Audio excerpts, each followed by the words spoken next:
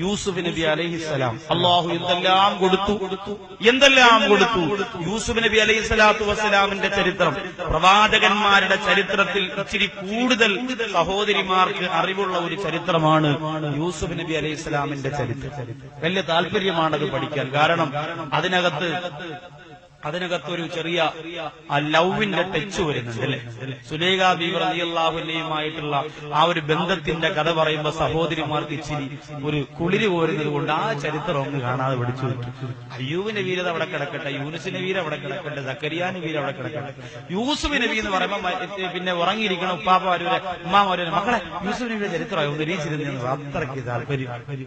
ഞാന് വെല്ലൂർ ബാക്കിയാത്തിൽ പഠിക്കുമ്പോൾ സജാദ് ഉസ്താദിനെ അറിയാം, PSB ഹസ്രത്ത് സൈനുല്ലാബ്ദീൻ ഹസ്രത്ത്. അള്ളാഹു അദ്ദേഹത്തിന് ആയുസ്സും ആരോഗ്യവും ആഫിയത്തും ഇൽമിൽ ബറക്കത്തും കൊടുക്കട്ടെ. വലിയ പണ്ഡിതനാണ്, മഹാനാണ്, വലിയ മഹാൻ. അപ്പോ വലിയ മഹാൻ എന്ന് പറഞ്ഞാൽ നോട്ടീസ് നിറച്ച് പേരുള്ളവരാണ് ഇന്നത്തെ വലിയ മഹാന്മാർ. നോട്ടീസ് നിറച്ച് 4 വരി പേര് വെച്ചാൽ വലിയ മഹാനാ, വായിക്കൊള്ളരുത്.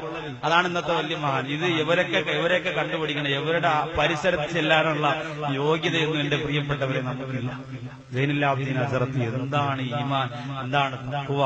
അദ്ദേഹം ഈ കേരളത്തിൽ നിന്ന് പഠിക്കാൻ പോകുന്നവരെ ഇടയ്ക്കിടയ്ക്ക് വിളിച്ചിട്ട് ഉപദേശം കൊടുക്കും. ആ കൂട്ടത്തില് കേരളത്തിൽ നസീഹത്തിന് പോകുന്നവർ റൂമിൽ വരാൻ വേണ്ടി ഒരു ദിവസം വിളിച്ചു. ഇതുപോലെ വാതിനൊക്കെ പോകുന്നവരുണ്ടെങ്കിൽ വരാൻ പറഞ്ഞു. അങ്ങനെ ഞാനും എന്റെ 2-3 സുഹൃത്തുക്കൾ നമ്മൾ വിളിച്ചു. അപ്പൊ പറയാം, നിങ്ങൾ കുറെ ഉപദേശം തന്നു. ആ കൂട്ടത്തിൽ പറഞ്ഞത് ഒരിക്കലും രാത്രി സ്ത്രീകളെ, കേരളത്തിന്റെ മജ്‌ലിസ് അദ്ദേഹത്തിന് നല്ലതുപോലെ അറിയാം. സ്ത്രീകളും പുരുഷന്മാരും ഇതുപോലെ ഏതെങ്കിലും ഒരു സാരി കെട്ടിയോ തുണി കെട്ടിയോ മറച്ച് സ്ത്രീകൾ അവിടെയും പുരുഷന്മാരിവിടെയും.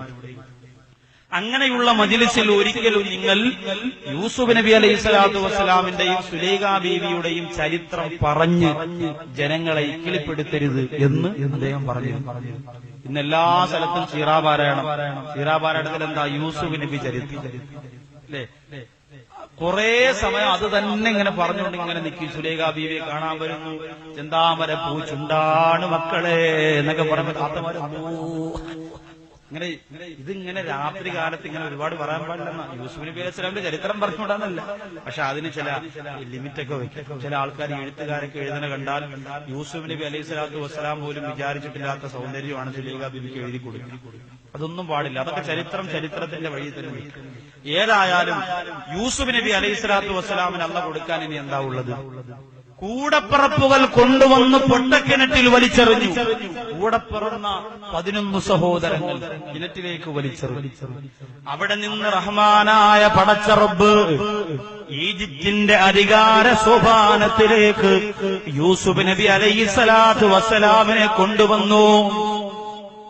കൊണ്ടുവരുമ്പോഴോ ലോകം ഞെട്ടിപ്പോകുന്ന സൗന്ദര്യമാണ്.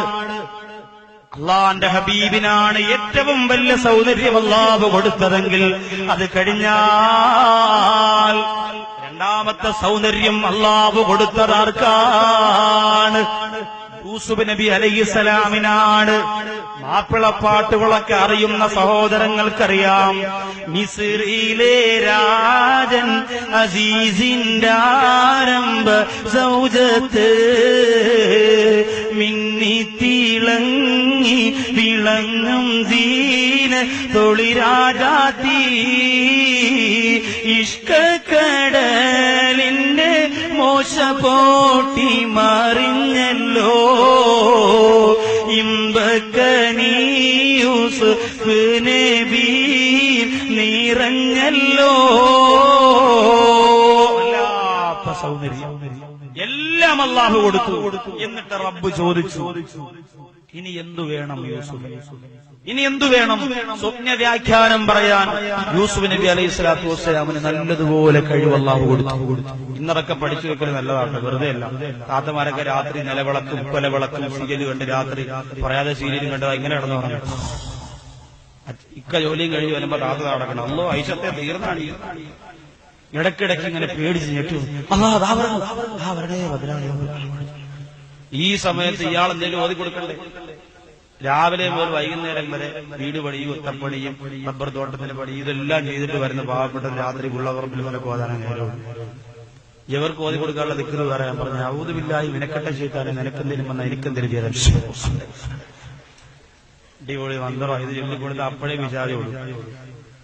ആലോചിച്ച് നോക്കിയേ, ഇതൊക്കെ കണ്ട് രാത്രി സ്വപ്നം വായിക്കാനെന്നല്ല, നമ്മൾ എന്തെല്ലാം സ്വപ്നങ്ങളെ കാണുക. വല്ലതും ഓതി പറഞ്ഞു കിടക്കണം. ഉറങ്ങുന്നതിന് മുമ്പ് ചെല്ലാനുള്ള ദിക്റ് പഠിച്ചു വെച്ചാൽ പോരാ. പുലാരി വെള്ളിയാഴ്ച പറയും, നമ്മൾ കേട്ടോണ്ട് നമ്മളങ്ങ് വീട്ടിൽ പോകും. നമുക്ക് തോന്നണക്ക് റിമോട്ട് നെഞ്ചത്ത് വെച്ച് ഇംഗ്ലീഷ് പടം കൊണ്ട് കിടന്നു ഉറങ്ങും. ഇതൊക്കെ മാറ്റണം നമ്മൾ. സലാത്ത് ചൊല്ലി, ദിക്റ് ചൊല്ലി, ഔദു ബില്ലാഹി ശൈത്താനിർ റജീം പറഞ്ഞ്, ബിസ്മില്ലാഹിർ റഹ്മാനിർ റഹീം പറഞ്ഞ് ശരീരമൊക്കെ തടവിയിട്ട് വേണം കിടന്ന് ഉറങ്ങാൻ. അടുത്ത് കിടക്കുന്ന ആളിനല്ല ഓതി കൊണ്ട്. നമ്മളെ സ്വന്തം ശരീരത്തിന് ഇതൊക്കെ പിശാചിൽ നിന്നുള്ള രാത്രിയുള്ള കാവലിന്റെ ആയത്തുകളും സൂറത്തുകളും ഒരുപാടുണ്ട്. അതൊക്കെ ഓതി അള്ളാഹുവിനോട് കാവല് ചോദിച്ച് സന്തോഷമായിട്ട് കിടന്നുറങ്ങണം. കൂടി ഉറങ്ങിയാൽ ഉണരും വരെ അവനുള്ള റൂഹ് സുജൂദിലാണ് ലോകരേ. എടുത്തുകൊണ്ട് നിങ്ങൾ ആരെങ്കിലും കിടന്നുറങ്ങിയാൽ നേരം പുലരുന്നത് വരെ അവനുള്ള റൂഹ് സുജൂദിലാ എന്ന് പറഞ്ഞുകൊണ്ട് ഒന്നു എടുത്തുകൊണ്ട് എന്ന് കിടക്കുന്നു. ഭർത്താവ് എടുത്തുകൊണ്ട് കിടക്കുന്നു. ഇക്കാ തൊടല്ലേ ഒന്നു എന്ന് പറഞ്ഞാ കാര്യം നടക്കൂല. അത് ഒന്നു മുറിയണ കാര്യമല്ല, അത് ജീവിതം തന്നെ മുറിഞ്ഞു പോകും. അത് പറ്റൂല. ഒന്നു എടുത്തുകൊണ്ട് കിടന്നോ, ഒന്നു എടുത്തുകൊണ്ട് കിടന്നാ മതി. ഉദു എടുത്തുകൊണ്ട് കിടന്നാൽ മതി. ഭർത്താവിന്റെ കൂടെ കിടന്നാലും ശരി, വാപ്പാന്റെ കൂടെ കിടന്നാലും ശരി, ഉമ്മാരുടെ കൂടെ കിടന്ന മക്കളുടെ കൂടെ ഉറങ്ങുന്നതിന് മുമ്പ് ഉദു എടുക്കുക. വളരെ പുണ്യകർമ്മം. എന്റെ പ്രിയപ്പെട്ടവരെ, യൂസുഫ് നബി അലൈഹിസ്സലാമിന് അതെല്ലാം പടച്ച റബ്ബ് കൊടുത്തു. റബ്ബി ഖദ് ആതൈതനീ മിനൽ മുൽക്ക് വഅല്ലംതനീ മിൻ തഅ്വീലിൽ അഹാദീസ്. അല്ലാഹുവേ, ഈജിപ്തിന്റെ അധികാരം തന്ന പടച്ചവന്, സൗന്ദര്യം തന്ന റബ്ബേ, സ്വപ്ന വ്യാഖ്യാനം പഠിപ്പിച്ചു തന്ന നാഥ, ഇനി എന്തു വേണമെന്ന നിന്റെ ചോദ്യത്തിന് പകരമായി എനിക്ക് ചോദിക്കാനുള്ളതെന്തെന്നറിയോ? തവഫനീ മുസ്ലിമാ, എന്നെ മുസ്ലിമാക്കി മരിപ്പിക്കണല്ല, എന്നെ മുസ്ലിമാക്കി മരിപ്പിക്കണല്ല, എന്നെ മുസ്ലിമായിട്ടല്ലാതെ മരിപ്പിക്കല്ല തമ്പുരാന്. ആരാ ചോദിക്കുന്നത്? പ്രിയപ്പെട്ടവര്, ബഹുമാനപ്പെട്ട യൂസുഫ് നബി അലൈഹിസ്സലാം. ഒറ്റ ചോദ്യമുള്ളൂ, എന്നെ മുസ്ലിമായിട്ട് മരിപ്പിക്കണേ. കാരണം എന്താ? ആ വിഷയത്തിൽ മൂപ്പർക്കും വലിയ വിശ്വാസമില്ല. പ്രവാചകനാണ്. വേറെന്തെല്ലാം ചോദിക്കാനുണ്ട്? ഇത് അല്ലാഹുവോട് ചോദിച്ച് വാങ്ങിച്ചേ പറ്റൂ. ഇത് കരുണക്കടലായ പടച്ചറബിനോട് ചോദിച്ച് വാങ്ങിച്ചേ പറ്റൂ. എന്റെ പ്രിയപ്പെട്ടവരെ,